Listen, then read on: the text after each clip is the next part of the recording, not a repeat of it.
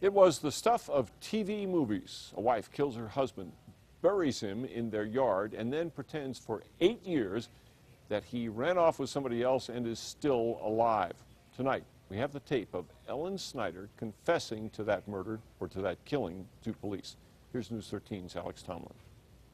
And I am just saying anything that I possibly can to be mean. This audio recording of Ellen Snyder was made in 2010, a month after police pulled her husband's body from the makeshift grave where it had stayed hidden for 8 years.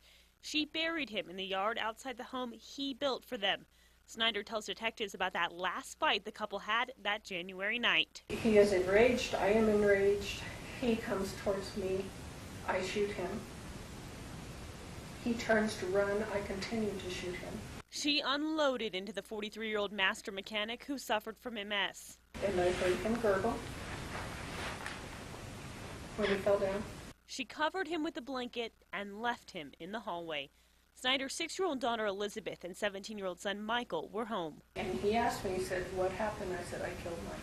She sent the children to school the next morning. And Mike is still in the hall. And went to work. Michael and Elizabeth and I went and stayed at my mom's that night. Mike is still on the floor in the living room. She returned the next day, but she quickly realized her husband's body was too heavy to move on her own. I called my son and I said, "Michael, I just need some help. I just have to get him into the garage." Michael's like, "Well, I really don't want to, Mom." And I said, "I know, I just need some help, baby."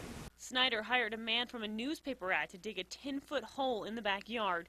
Then, in the dead of night, she and her son buried Mike Snyder. Where you found him is not where I remember putting him.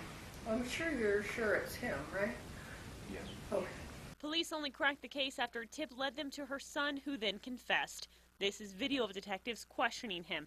Talking about her son is the only time Ellen Snyder gets emotional. So, obviously, when it comes to my son, I've made some poor choices in how to take care of him.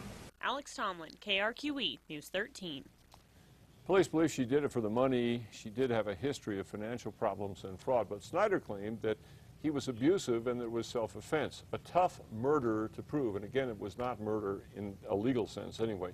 Prosecutors offered her a plea deal last year for manslaughter. She took that, and she ended up getting 11 years.